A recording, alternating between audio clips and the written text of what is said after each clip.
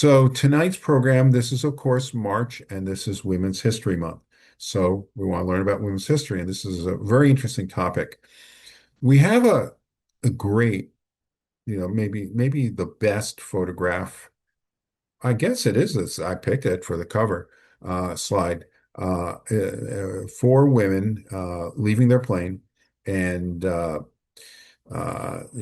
women Air Force service pilots in front of that looks like a heavy bomber. I can't quite. I'm not so good at identifying them. Maybe it's 17 or 24. Um, and when you talk about iconic, uh, that word's thrown around a lot these days, but that is iconic, of course. Let's introduce the topic. What we're going to do is I'm going to talk, and then we'll have some video, and then I'm going to talk some more on video. Videos are going to be short videos going to be interspersed throughout the hour here, just to break things up, and I think it's a good format. And so we have a thumbnail here, women Air Force service pilots. Technically, they were around for 16 months in World War II, but they are also preceded by two organizations that were merged. So you really have to include that additional year there. So it's a little over 2 years. We're going to talk about those two organizations, then we're going to merge them together, and then that's going to be formally under the category of Women Air Force Service Pilots. And you see the dates there. So this is mid World War II. It was due to a shortage of male pilots, and then there was no longer a shortage, and so they ended the program. That's the so. What's my background? Like, why am I what qualification, this sort of thing? And let me see. What's yeah, there's a little introduction there, and so my father was a navigator on a B-17, a heavy bomber in World War II. It's a 10-man plane. They flew bombing missions. They dropped the bombs over Germany, come back, and do the same thing every 3 or 4 days or so. And on his 21st bombing mission, his plane was shot down over occupied France. The enemy is scanning the skies for this sort of thing, and when they see it, they send out a search party, and but the French underground found him first and hit him out for about 2 months, and he was able to evade capture, not be a POW, and got back to England and to safety. And so that's a separate story. I tell that usually Memorial Day week or Veterans Day week. And if you're interested in that, look out for that. So that's my background. And you see here a thumbnail of what we're going to talk about tonight. And let's talk about these things. So here's our first slide. And the Women Air Force Service Pilots was a civilian women pilots organization whose members were United States federal civil service employees. Members of WASP became trained pilots who tested aircraft, ferried aircraft, and trained other pilots. Their purpose was to free male pilots for combat roles during World War II. The WASP and its members had no military standing. Two pilot organizations preceded the WASP early in World War II, the Women's Flying Training Detachment, or WFTD, and the Women's Auxiliary Ferrying Squadron, or WAFS, were organized separately in September 1942.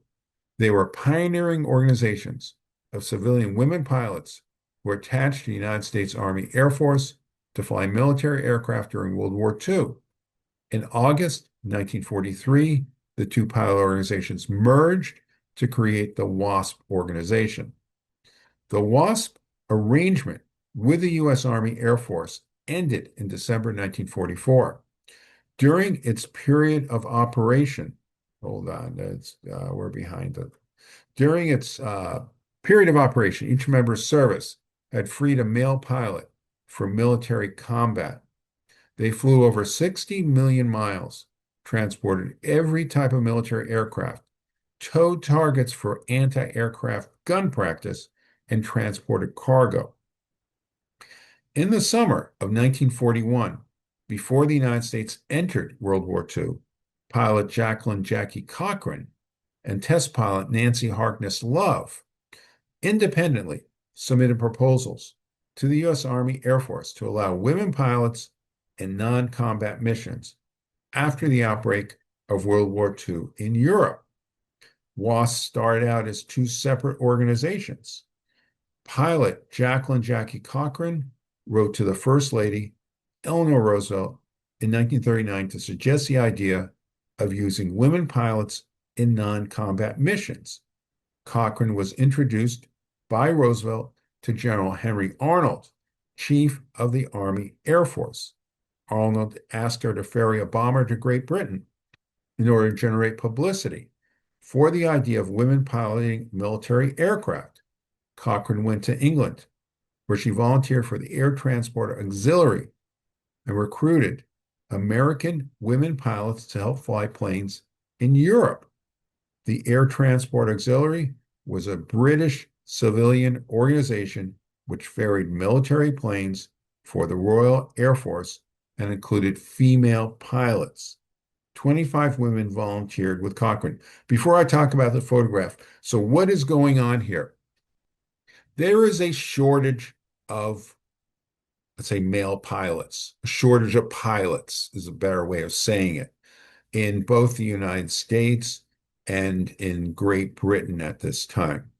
However, very surprisingly or interestingly, there are women who have been trained or took lessons and had received their pilot's license prior to this time, throughout the 1930s. There was they came from certain background and they were completely qualified, at least in terms of their skills. So there were women in England or in Great Britain that had this sort of qualification. And Great Britain, England, they had a shortage of pilots, and they used women to ferry planes, throughout Great Britain. So this was her model, and that example, the Women's Auxiliary Air Force, was active. I'm not sure the exact year, but certainly 39 or if not 1940, let's say 1940. So she's using this as a prototype. And now there are going to be two women we're going to talk about. They're going to lead this organization. They're going to have totally different personalities. Jacqueline Cochran is, we're going to call her the bulldog. She's a bulldog. She does, and she just is very determined, is very plain spoken. And you see in the photograph an indication of her personality. Everyone's wearing a regular military dress at that time. And the two other women obviously are wearing skirts, which is very attractive, very, very attractive uniform. She's not. She's wearing the pants. And it's common today, but of course, not at that time as we see. The other individual we're going to get introduced to her right now is Nancy Harkness Love. She is a high-class person, very proper, very genteel, very diplomatic, very much a leader, and very qualified, extremely qualified as a pilot. So they're going to be kind of competitors, and then they have to work together. But I just want you to see they have two completely different personalities. And let's get introduced to Nancy Harkness Love. She's an American pilot and commander during World War II. You see, she even looks different. Although I guess she is wearing the pants there, but that would be her uniform. Love was born in 1914. As a daughter of a wealthy physician, Harkness developed an interest in aviation at an early age. At 16, she earned her pilot's license. She studied at Vassar College in New York. In 1932, by the end of her freshman year, dubbed the Flying Freshman, she earned her commercial license. So it's just an indication of it's not just men. These women, were qualified, already had the experience and the skill. In 1936, Harkness married Robert Love, an Air Corps Reserve major. They built their own successful Boston-based aviation company, Intercity Aviation, for which Nancy was a pilot. Love entered air races in 1936 and 1937, competing in the national air races in Los Angeles and Detroit. After finishing second in the Detroit race, she stopped competing. In May 1940, after World War II broke out in Europe, Love wrote to Lieutenant Colonel Robert Olds, who would later be in charge of establishing the Air Corps Ferrying Command, that she had found 49 excellent women pilots. This group, called the Originals, each had more than 1,000 flying hours. She proposed that the women could help transport aircraft from factory to bases.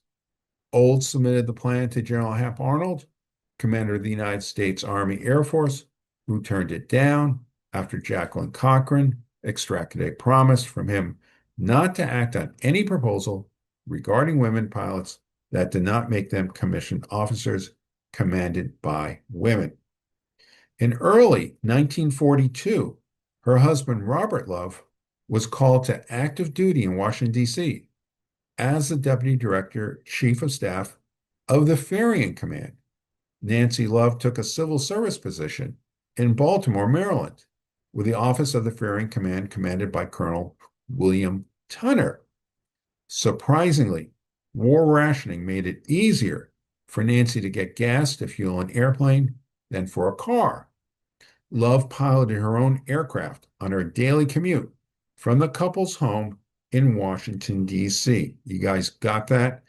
Instead of taking the train or driving to work, she flew her own plane to work from Washington to Baltimore. The offices of Major Love and Colonel Tunner were near each other, and during a conversation between them, her piloting skills caught the attention of Tunner, who was scouring the country for skilled pilots to deliver aircraft from factories to fields.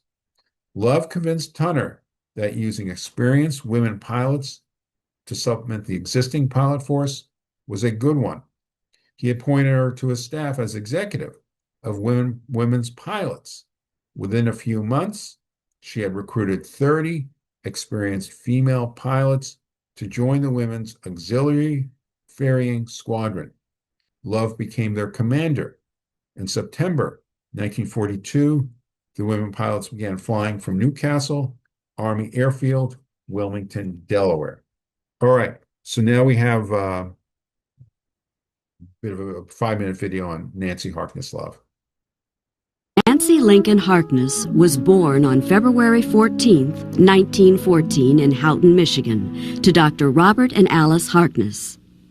During summer break in high school, Nancy soloed a fleet biplane in August 1930, with only 4.5 hours flying time.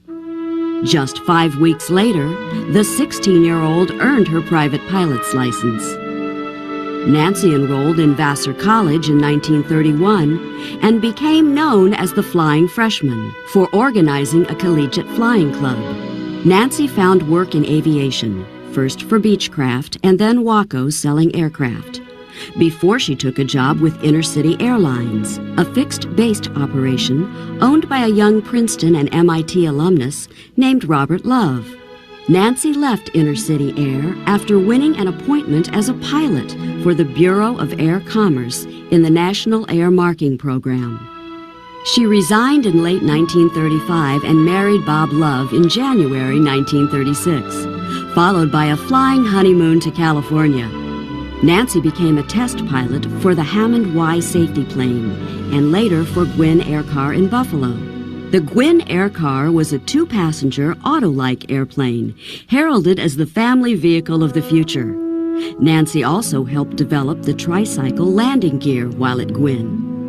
In 1938, Nancy returned to Intercity Air and became a business partner with her husband and continued to build flight experience as Europe moved toward war. In May 1940, Nancy proposed to the Air Corps Planes Division, headed by Lieutenant Colonel Robert Olds, in which experienced women pilots could be used to fill the growing need for qualified ferry pilots. Despite having Olds' support, General Hap Arnold rejected the idea. Biding her time, she persevered, gaining valuable experience during America's period of neutrality by ferrying new planes to Canada for transfer to France and Britain. By the summer of 1942, the AAF's new Air Transport Command faced a critical shortage of trained pilots to deliver airplanes coming off assembly lines. Colonel Tunner, Air Transport's commander, recognized Nancy Love as the ideal person to organize and lead the Women's Auxiliary Ferrying Squadron, or WAFS. If the first squadron was successful, other women's squadrons would emerge. Nancy Love's WAFs conducted their first Operation Ferry mission in late October 1942, delivering liaison planes. Later that year, they ferried trainers. From April to August 1943, 4 more classes graduated from the women's pilot courses, bringing the WAF's strength to over 225 women. Late in August 1943, the new Women's Air Force Service Pilots, or WASP program, superseded the WAFs.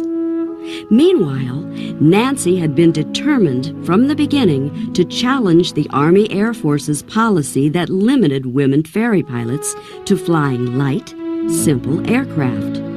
She personally demonstrated the capabilities of women pilots to advance to the highest performance aircraft in the same way that male service pilots did. Nancy was the first woman to fly virtually all the Army Air Force's complex, high-performance combat aircraft, such as the new P-51 Mustang and P-38 Lightning fighters, the 4-engine B-17 Flying Fortress heavy bomber. Under General Tunner, Nancy was the WASP executive responsible for all women ferry pilots. At its peak in April 1944, the ATC Ferrying Division had 300 women ferry pilots and made 50% of all deliveries of fighters in the U.S. that year. 8 months before the war ended, the Army Air Forces disbanded the WASP program in December 1944. In 1945, the Army Air Forces asked President Truman himself to sign the Air Medal it awarded to Nancy for her wartime accomplishments. Nancy Love's remarkable skill, singular vision, perseverance, and leadership by example were crucial to the overall success and level of accomplishment achieved by the AAF's pilot program. Okay, so that's a little bit about Nancy Harkness Love. And Nancy Lincoln. well, don't want that. Okay, the Women's Auxiliary Ferrying Squadron went into operation on September 10th, 1942. Soon the Air Transport Command began using women to ferry planes from factory to airfields. Requirements for recruits were they had to be between ages 21 and 35, have a high school diploma, a commercial flying license, and 500 hours of flight time. All WASPs were issued a flight uniform of khaki flight coveralls, a parachute, goggles, a flying scarf, and leather flying jacket sporting the Air Transport Command patch. So as I was developing this topic, I came across biographies of, I don't know, 20, 50, maybe even more than that, of incredible women that we could feature and talk more about. And then I had to decide which ones to include. And so then I narrowed it down to 5 or 6 or 7 or whatever, two of which we've already done. So Eileen Ronnie is our, let's say, model for this uniform. You see, very glamorous. You can make I can make this into a poster or whatever. And I just found her to be a very interesting individual. So we have a little bit more here, and I'm going to read this. After the war, Ronnie learned mural painting from the Mexican painter Diego Rivera. Rivera taught her how to paint in the fresco style. Her best-known mural is a 126-foot-long fresco representing aviation history at a hangar in Roosevelt Field, Long Island, which has since been relocated to the Vaughn College of Aeronautics and Technology in Queens, New York. So that is in storage. I try to, find more about it, but it looks like it's in storage, going to stay in storage or whatever. But it's an incredible mural, and we do have a photograph of it, and that's Ronnie in front of the mural. And some of you know, Charles Lindbergh took off from Roosevelt Field in 1927 when he made his, the first flight across the Atlantic, the historic. Well, I guess what? That's next year. I guess we're going to sell. I just realized we're going to be celebrating that next year. So who knows? Maybe I'll put together something for that. But anyway, that's Eileen. It's an incredible mural. I so much want to see it, but I guess I never will, except for this picture. But we have the picture. WAFs worked under a 90-day renewable contract. WAFs earned $250 a month and had to provide and pay for their own room and board. The WAFs each had an average of 1,400 flying hours and a commercial pilot rating. Okay, so now we're going to go on to Jacqueline Cochran, talk a little bit about her, and then some other things. Jacqueline Cochran returned from Europe and armed and arrived in the U.S. the day before the announcement of the WAFs. Cochran was angry that Love's proposal had been accepted while her own had been ignored. The next day, Cochran flew to Washington, D.C. and confronted General Arnold about her proposal. The WAFs had been formed while General Arnold was out on medical leave. In September 1942, Arnold appointed Cochran as the director of the Women's Flying Training Detachment, or WFTD. WFTD was conceived as a program to train more women to ferry aircraft. So one part of this arm was for training, and the other part was for actually flying the aircraft. The aviation enterprises at Howard Hughes Field in Houston became the base of the WFTD. The first trainees recruited for WFTD Class 43-1 started on November 16th, 1942. Women trained on old planes, many of which bore visible and invisible scars.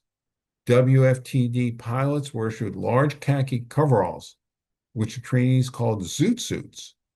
The WFTD women were housed in various locations and had to find their own transportation to training. All right, so we got a quick video on Jackie Cochran. The cliche rags to riches accurately describes the life of Jacqueline Cochran. Born into crushing poverty and orphaned shortly after, not even Jackie knew her true age. Armed with not so much as a birth certificate, Jackie took on the world and won, setting more flying records than anyone since, male or female, and going on to become the first woman to fly faster than the speed of sound. Prior to her record-setting flight, Jackie formed a successful cosmetics company, married an American millionaire, founded the Women's Air Force Service Pilots, known as the WASPs, convinced General Eisenhower to run for president, and pushed for the early testing of women to become astronauts. Well, I was only a young captain, and he introduced me to Jackie Cochran. She took me to a general's dining room and barged in, like she owned the damn place. And here I'm a little lowly captain, all these generals are glaring at me, and I said, what do you do? That's the first time I got exposed to Jackie Cochran, and she was a piece of work, I'll tell you.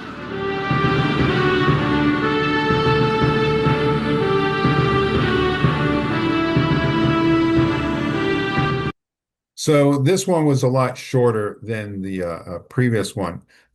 There's a full, I guess it says 50 minutes in my notes, but let's say hour-long documentary on Jackie Cochran. I'll give you the reference at the end there. It's called Jackie Cochran, First Lady of Flight. And yeah, I'll give it to you at the end there. The first deaths, now don't read this, I'm going to read this, but don't spend time reading it. The first deaths occurred when Margaret Oldenburg and her instructor were practicing spins on March 7th, 1943. Oldenburg had put her plane into a spin that she could not recover from, and the crash killed her and her instructor. Because the WFTD were civilians, there was no money to cover funeral costs. Cochran paid for the expense out of her own pocket. Another crash took place on March 21st, 1943, when Cornelia Fort, a former flight instructor who had been the first to encounter Japanese aircraft at Pearl Harbor, was ferrying a plane with a group of male pilots. One of the pilots flew too close to Fort's plane, and his landing gear collided with the wing of her plane, breaking part of it off. The plane went into a nosedive, killing her. So remember when I said, there's there's other women here that have incredible biographies, and then obviously, well, not obviously, but they ended in certain fatality while they were performing the service. So Cornelia Fort is one of them, and I'll read the caption here. While working as a civilian pilot instructor at Pearl Harbor, Cornelia Fort inadvertently became one of the first witnesses to the Japanese attack. On December 7th, 1941, Fort was in the air near Pearl Harbor, teaching a student pilot. Fort saw a military airplane flying directly toward her and swiftly grabbed the controls from her student to pull up over the oncoming craft. It was then she saw the rising sun insignia on the wings. Within moments, she saw billows of black smoke coming from Pearl Harbor and bombers flying in. She quickly landed the plane at John Rogers Civilian Airport. The pursuing Zero strafed her plane and the runway as she and her student ran for cover. Okay. In July 1943, General Arnold ordered the program's merge with Cochran as director. So the two women, Cochran ends up being number one person, whatever, wins the competition, so to speak. The WAFs and the WFTD were combined to form the Women Air Force Service Pilots. Love continued with the program as executive in charge of flying operations. WASP adopted many of WAF's requirements, but added one other. Recruits still had to be between 21 and 35 years old, in possession of a pilot's license, and 35 hours of flight time. Additionally, women were required to be at least 5 feet and 2 inches tall. Over 25,000 women made application to join the WASP. 1,830 were accepted, but only 1,074 completed the training.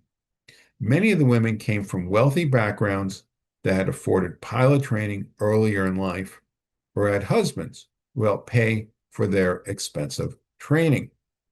Each WASP was trained to fly the Army Way by the U.S. Army Air Forces at Avenger Field in Sweetwater, Texas. During the course of their training, it was reported that 552 women were released for lack of flying proficiency. 152 resigned, 27 were discharged for medical reasons, and 14 were dismissed for disciplinary reasons. After completing 4 months of military flight training, 1,074 of them earned their wings and became the first women to fly American military aircraft. While the WASP were not trained for combat, their course of instruction was essentially the same as male aviation cadets. They received no gunnery training and very little formation flying, but went through the maneuvers necessary to be able to recover from any position. The WASP training spanned 18 groups of women. The first group was the originals, led by Nancy Love. The second group was the guinea pigs, which were Jacqueline Cochran's first class of women pilots. The guinea pigs started training at the Houston Municipal Airport in November 1942. The women that reported to Houston did not have uniforms and had to find their own lodging. The first Houston class started with 38 women. 23 graduated in April 1943. The second Houston class started in December 1942 and graduated in May 1943. The third class completed their training at Avenger Field and graduated in July 1943. WASP recruits were required to complete the same primary, basic, and advanced training courses as male Army Air Force pilots. They spent 12 hours a day at the airfield, with half the day spent practicing actual flight and the other half studying. By graduation, WASP recruits had 560 hours of ground school and 210 hours of flight training. They knew Morse code, meteorology, military law, aircraft mechanics, navigation, and other subjects. All right, so now the videos get a bit more interesting. So this is a WASP training film. It's part of the Army-Navy Screen Magazine film series in 1943. It illustrates both WASP flight training and the prevailing sexism of the era. Discrimination will be covered later in this program. So there's a terminology that was used at that time. It's not particularly offensive, but it is, we might say, quaint. So anyway, it just kind of gives you an idea, peppers it up, I guess, a bit.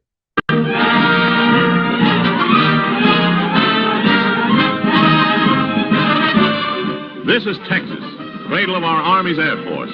This is an AAF field, too. But over headquarters rides a strange little girl gremlin called Fiffinella. And out of those buses are stepping girls. Girls who give a new angle to an Air Force story. They're WASPs, Women's Air Force Service Pilots.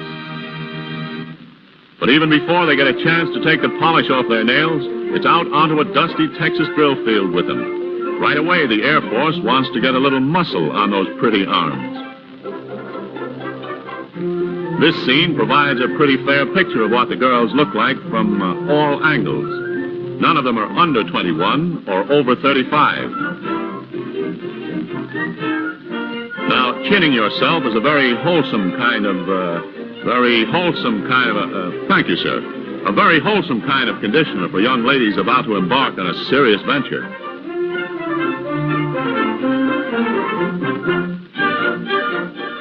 It doesn't make much difference how they get you up. 6 a.m. at Avenger Field is no more pleasant or exciting than anywhere else. It's merely the beginning of another non-ladylike day of grind and GI study, which won't end until long after the Texas sun has set. Very simply and seriously, the WASPs, girls like Mary Abbott, maybe a little younger, maybe older, are willing to plow into as rugged a 6-month stretch as anything handed to women in the whole war effort. Map reading and physics, navigation and code, with strict AAF exams in each, too. For men, it would be tough. It's tough for girls, too.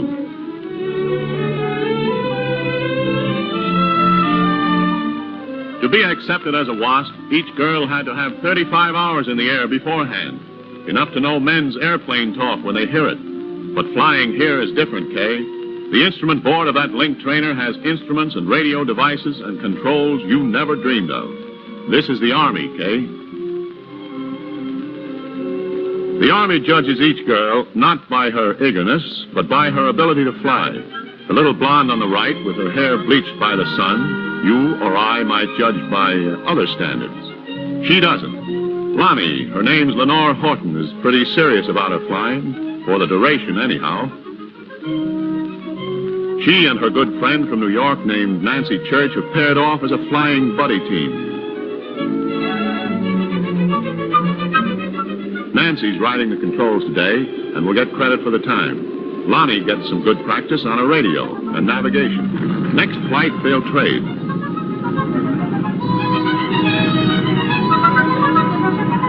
There they go, Lonnie and Nancy, the two of them. Two girls of a large and important sorority, all of them just as determined to be good flyers, just as sincere, maybe just as pretty. Someday, not so far away, in a month or so, this trainer will be a P-47 or a P-38, being ferried from factory to field, from one field to another, with Lonnie or Nancy or Jean or Peggy or Barbara at the stick.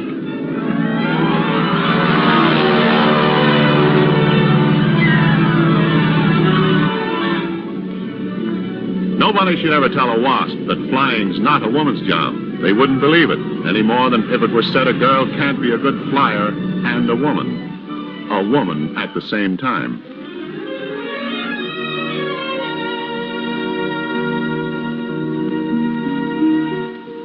Yes, they talk Army talk, and they wear GI clothes, but a very small, we'll call it a change of clothing, can remind her, among others, that she's still the softer, fairer sex worried to death she's going to get her hair wet.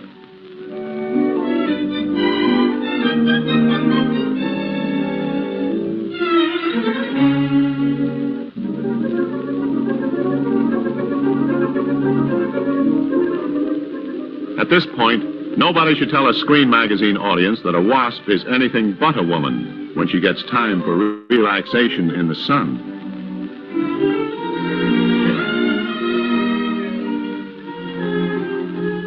Six months in the sunshine and in the skies can come to an end pretty quickly at Avenger Field. But to Lonnie and Nancy and the rest of the class, graduation day means that they've grown up. They're Army flyers. As they know, their experience here has been no interlude for romantic adventure, but a period of intensive training for a highly important job. At the moment, there's a bill in Congress to bring them into the Air Force. It makes no difference, for as they go up to receive their wings from the top woman pilot of them all, the founder of the WASPs, Miss Jacqueline Cochran, each WASP, like other women in other services, has achieved no little thing. She's gone into a man's world because the men needed her, gone through a tough ordeal as just a girl, and come out a girl pilot with the U.S. Army Air Force.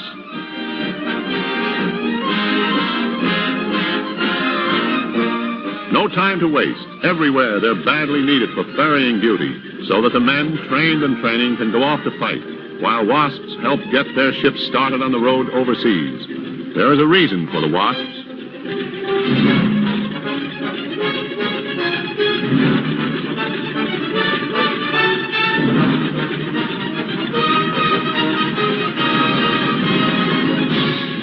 So long, ladies. Go to it. Someday you'll be able to sit down in the evening with your husbands, who will probably be flyers, and remind them that during the war, you did your part. Keep them flying, Pivanella. Okay, I'm very interested in a comment that Howard made about the mural.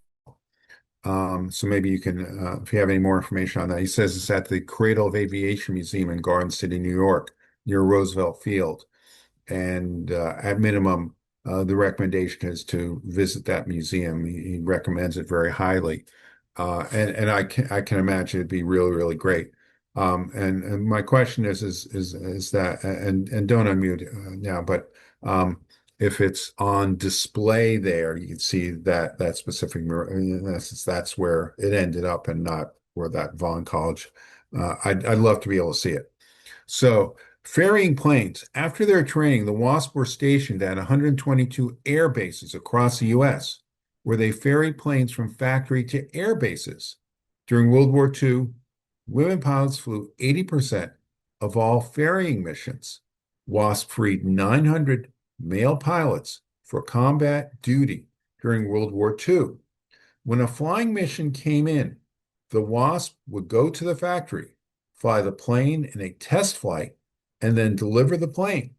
Between 1942 and 1944, the WASP delivered over 12,000 aircraft. They also towed targets for live anti-aircraft artillery practice, simulated strafing missions, and transported cargo. The live target practice was announced by Jackie Cochran in July 1943 to 25 recent WASP graduates. Cochran told the group that she had a top secret assignment and that any WASP could opt out if they wished. None did. This group will be sent to Camp Davis to tow flying targets for men on the ground to practice shooting airborne targets. Many of the planes were shot during this training, and several WASP were shot in the feet. One of the planes used during target training, an A-24, killed WASP Mabel Virginia Rawlinson. Rawlinson was practicing night flying with a trainer when her plane began to experience technical issues. On the final approach to the airfield, Rawlinson's plane connected with the top of a tree and the plane crashed. The instructor was thrown free, but Rawlinson was killed. The investigation into the crash and her death found that towing planes were not maintained properly. The women flew almost every type of aircraft flown by the Army Air Force during World War II. So what we're talking about here is that the men, the pilots, the combat pilots would fly the same plane every day, a B-17, a B-24, a fighter plane. The women would fly different planes, whatever plane was, coming off the assembly line at a factory.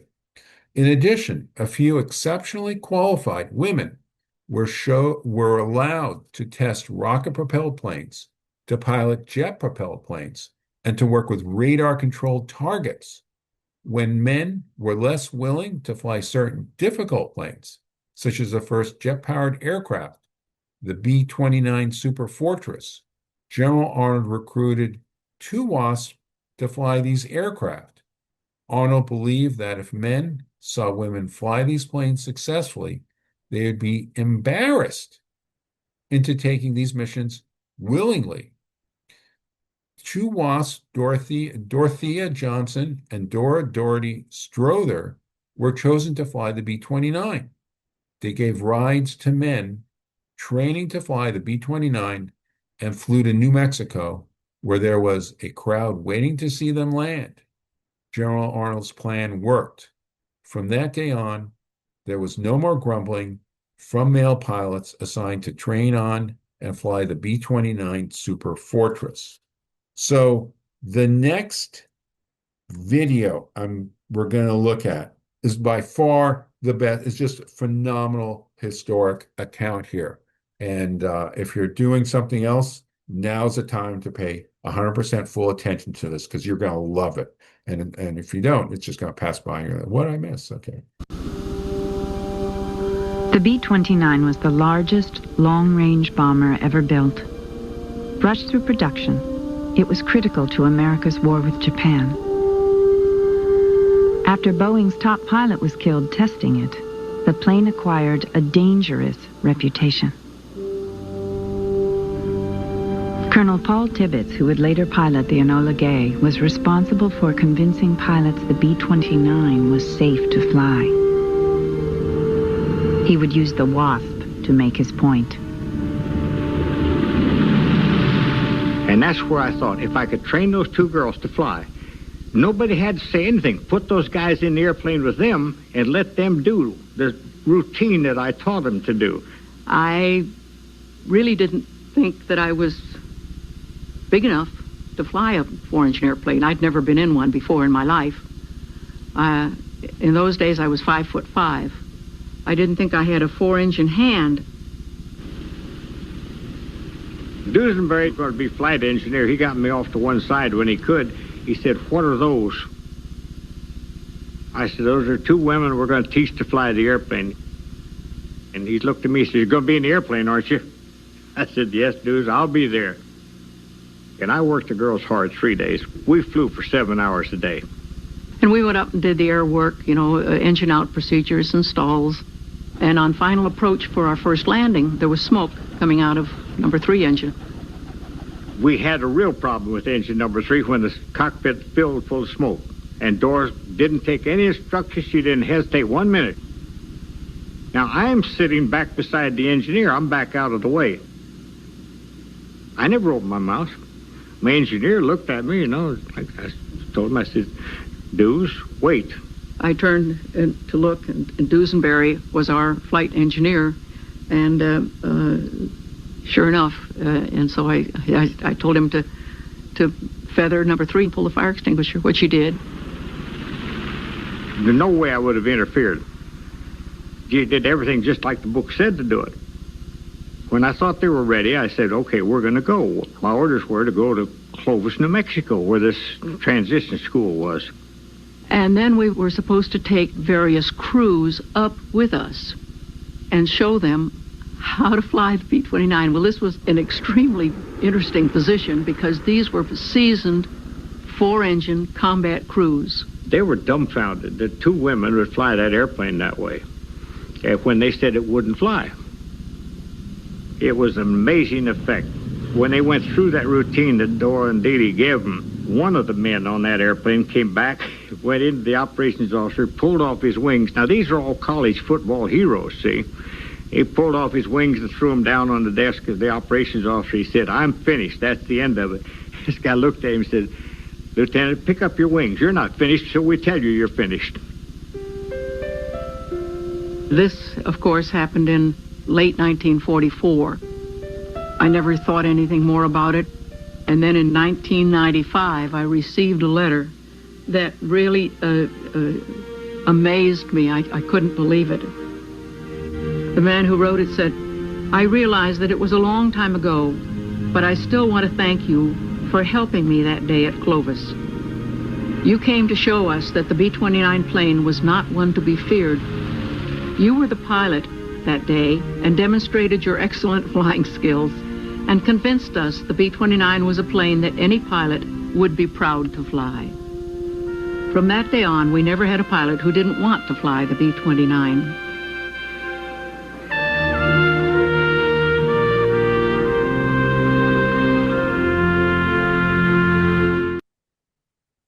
It's great. That's great. 38 members lost their lives in accidents because they were not considered part of the military. A fallen WASP was sent home at family expense. Traditional military honors, such as allowing the U.S. flag to be placed on the coffin, were not allowed. Although the majority of WASP pilots were white, they were not exclusively so. 2 Chinese Americans, Hazel Ying Lee and Maggie G, 2 women of Hispanic descent, Verneda Rodriguez and Frances Diaz, and 1 Native American woman, Ola Mildred Rexrout, completed the training. Rexrout was a member of the Oglala Sioux tribe in South Dakota. Okay, just a quick comment from Maggie G, pilot Maggie G, one of the Chinese Americans. We used to go down to the Oakland airport to watch the planes take off, and at that particular time, Amelia Earhart was flying out of Oakland, and then Lindbergh had crossed the Atlantic when I was a child, and so these were my heroes. So I always wanted to fly, but I never thought I could because it was very expensive. I went down to Texas. We learned to fly in Texas. We got the same training the men did. This was at Avenger Field, and I managed to pass the primary, the instrument, and the advanced training, but over half of the women washed out. Since I was sort of the last group of women that went into training, I was assigned to an air base at Las Vegas. So the original group of women were used as pilots to ferry planes from the factory to the point of embarkation, though. The group of WASP only lasted for 2 years because men started coming back from England and they pressured Congress to get rid of us, even though there were only 1,000 of us scattered throughout the nation. But they saw us flying these planes and they thought that they wanted to, and I don't blame them. And so the organization was disbanded before the war was over in 1944, at the end of 1944. It took a while, but women can do anything, everything. I'm proud to be a woman, right? And I say good luck to everyone. Great interview. Several African-American female pilots made it to the final interview stage where they were all rejected. Mildred Hemmons Carter, another African-American applicant, was asked to withdraw her application because of her race. In 1940, at age 19, Carter had earned a Bachelor of Arts degree from the Tuskegee Institute. The following year, she received her aviation certification. However, because of her sex, Carter was also rejected from flying with the Tuskegee Airmen. 70 years later, she was recognized retroactively as a WASP, and Carter took her final flight at age 90. Quick interview or story on Mildred Hemmons Carter. In the late 1930s, Mildred Hemmons enrolled in Tuskegee University, where she majored in business. She later applied for the Civilian Pilots Training Program, but was originally declined due to race. A year later, she applied again and was accepted. Himmons graduated from Tuskegee's first class of civilian pilot training program on February 1st, 1941. She received her private pilot certificate, making her the first female pilot in Alabama.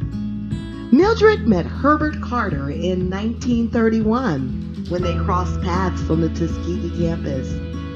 Both of them were enrolled in the CPTP, but dating was forbidden amongst the pilots in training. In order for them to see one another, they would meet in the air, and they would wave and blow kisses to one another. The Carters would later marry on August 21st, 1942, at the Tuskegee Army Airfield Chapel. They would later have 3 children.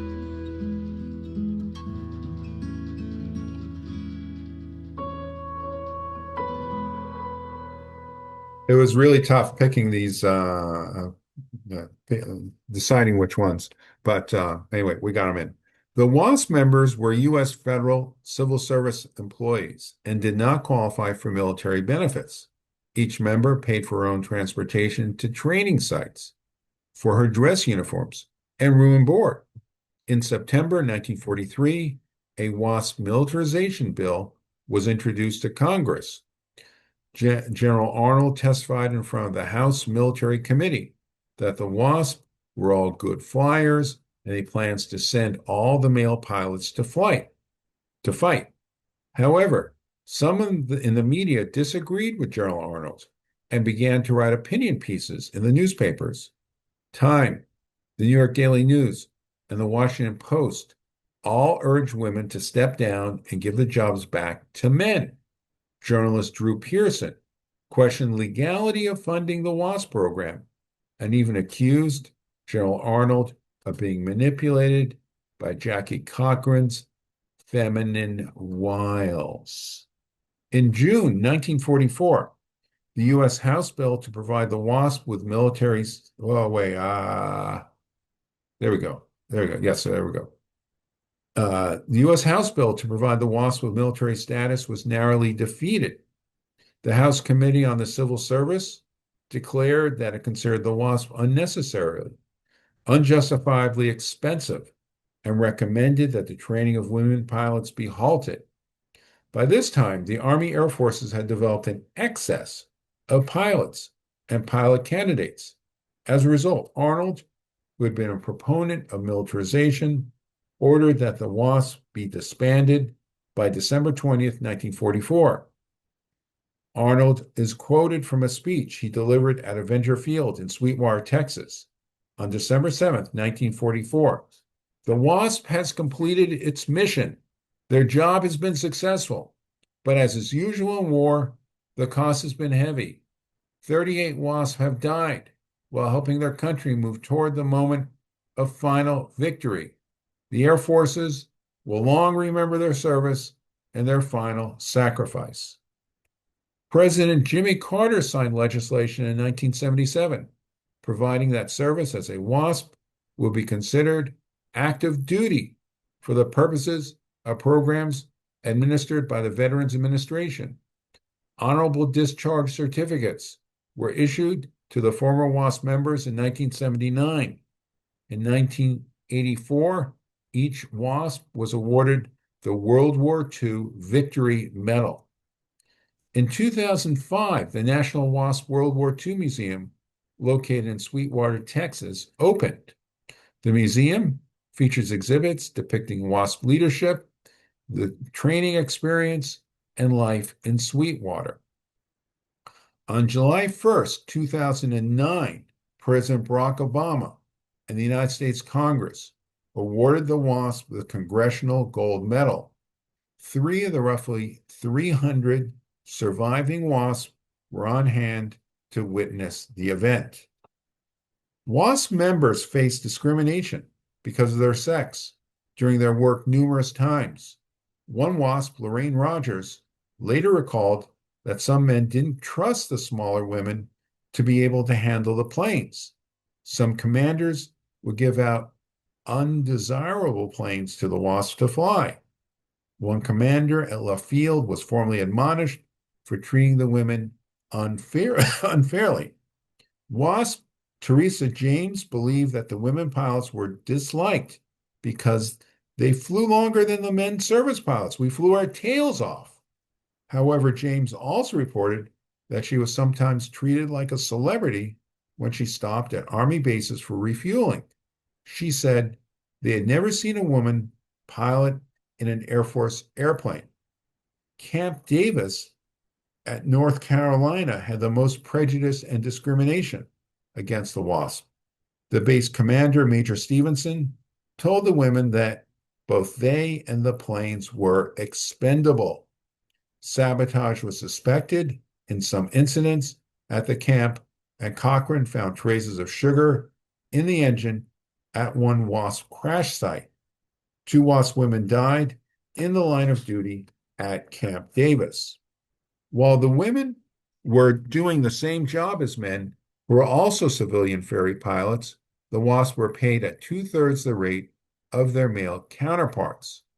Initially, a cap was put on the age of recruits at 35 in order to avoid the irrationality of women when they enter and go through menopause.